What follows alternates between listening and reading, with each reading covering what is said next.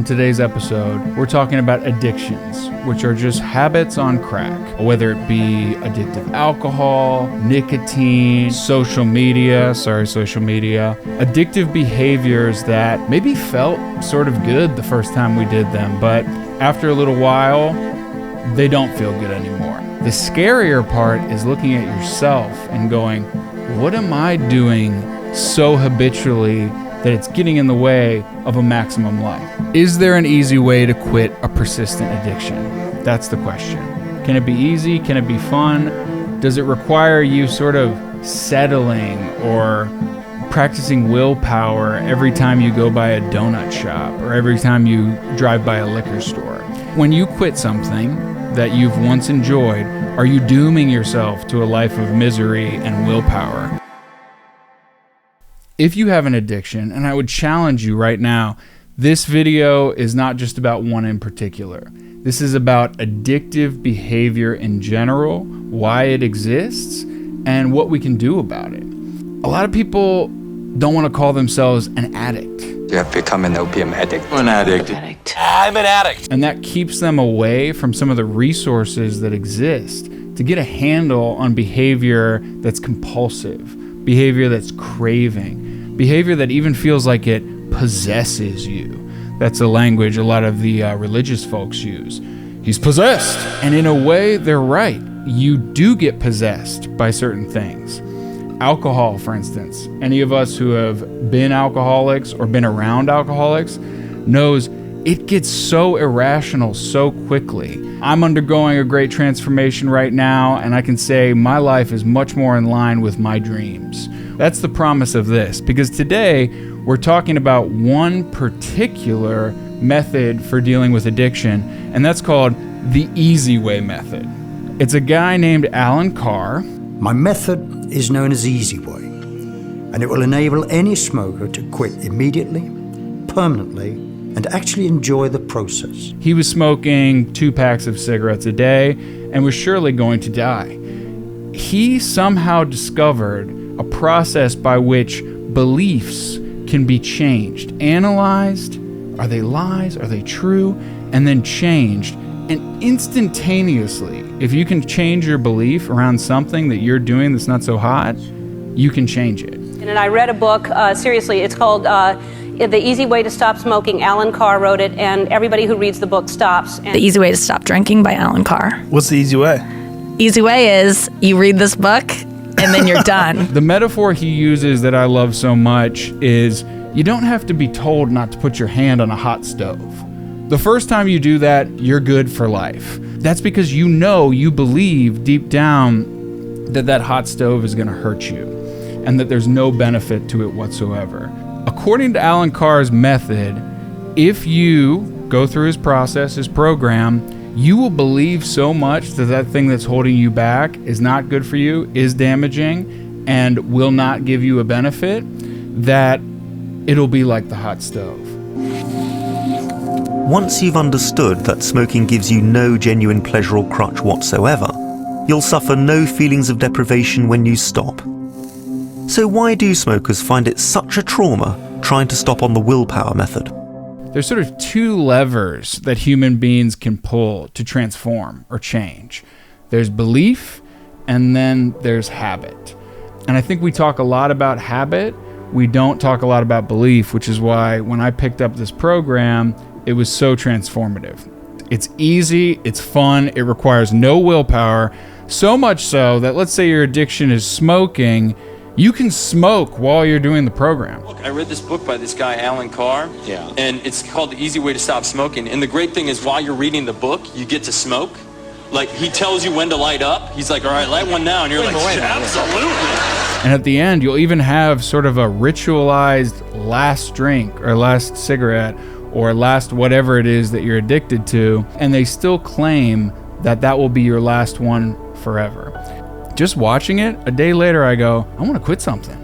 I drink coffee all day long, so I started researching it, and lo and behold, without even trying, without even the intention of doing this program, I stopped drinking coffee, which is something I've never done for my entire life. Once you address your beliefs around what you do and what you don't do, it makes it so much easier to follow through with a plan. Alan Carr's method uses the opposite approach. Changing your perception of cigarettes even before you stop, so that afterwards you don't miss them. And the idea of going back to your old ways is like putting your hand on a hot stove. You can be around as many hot stoves as you can imagine, and you're not like, maybe just one. They claim it'll be easy. It'll require no willpower.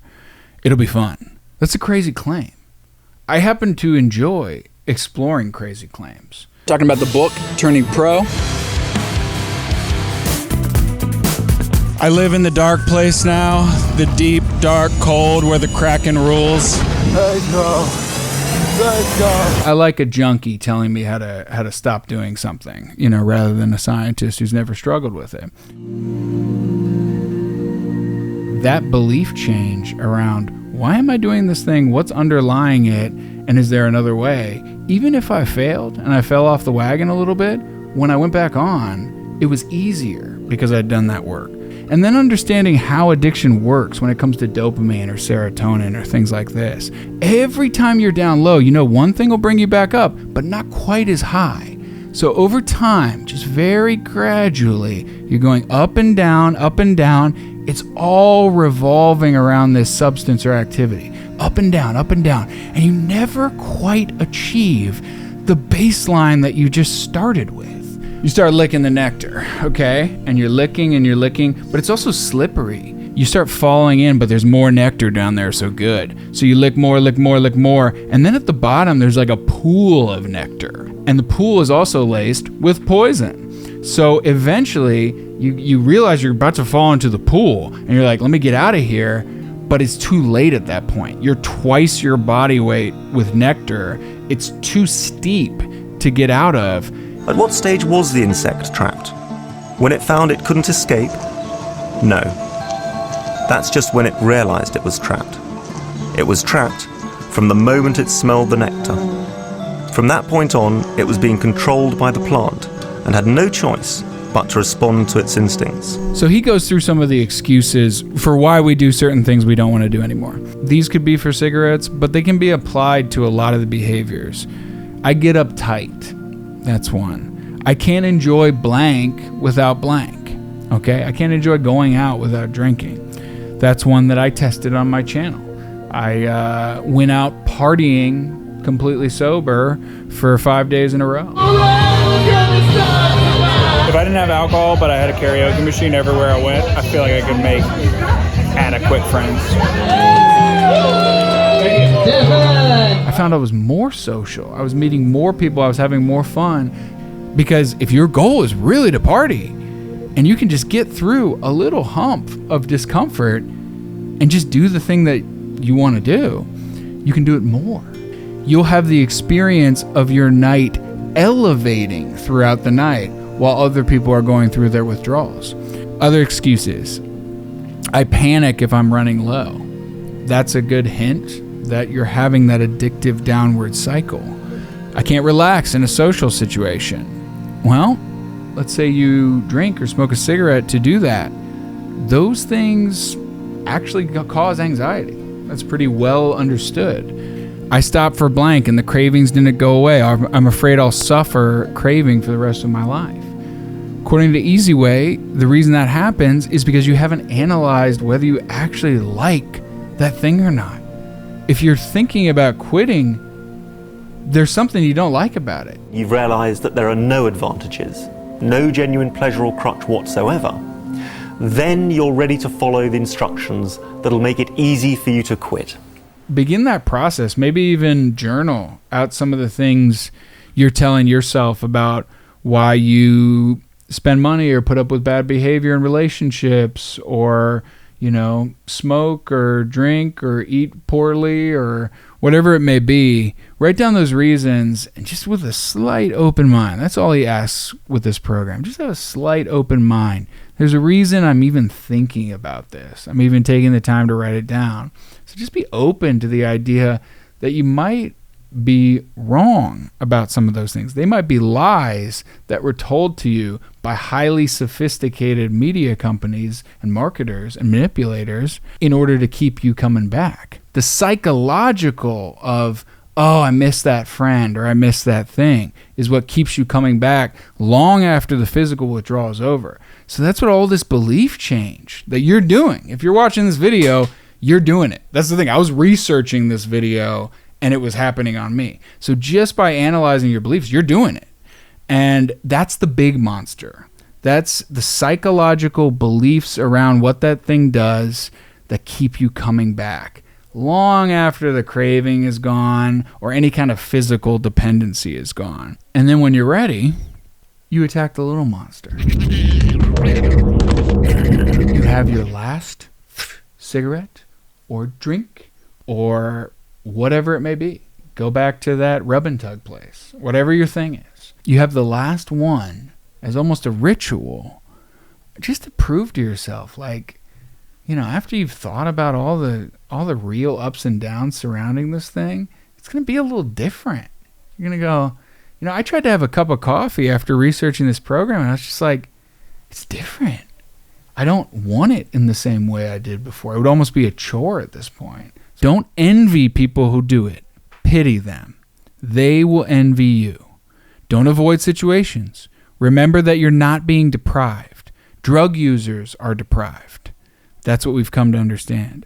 Observe how other people act with the drug or the behavior that you are struggling with. Pity them. Don't envy them. Pity them. They'll be envying you because they'll be wishing they could be like you, a non-smoker, free from the whole filthy nightmare. To you, it's like putting your hand on a hot stove now. When you do get cravings, revel in the fact that you're killing the little monster. Okay, so in those first 3 days, you get a little bit of an itch. It's tough. Think about that as the death pangs of that little addictive entity that took root inside of you. Kill that little mofo. So every time you have a craving, you reframe it away from, I want that thing, to, oh my goodness, I'm free. So we'll leave you all with that idea. Really almost hypnotizing yourself with the idea that you got stuck, you got tricked. That's okay. It happens to everybody. The most subtle, ingenious confidence trick that Mother Nature and mankind have combined to create. Like all confidence tricks, once you've seen through it, you won't fall for it again. Just out of an act of self-love and love for the people around you, I'm thinking this way for a reason. I watched the end of this video for a reason. I'm going to vow to stop. Maybe it'll be for a month, maybe it'll be for a year. But in my mind, because I've changed the beliefs around what I think this thing is doing, I'm thinking of it with finality. You really can't go wrong with Alan Carr. His book is cheap. His programs are a little pricey. You can find him here and there if you search. Please subscribe because we've got great videos coming your way. Documentaries, self-help, great books, fitness, everything. That's good stuff. Thank you all. Have a good day. The easy way. Alan Carr. I think he's dead, but he did a lot of good stuff.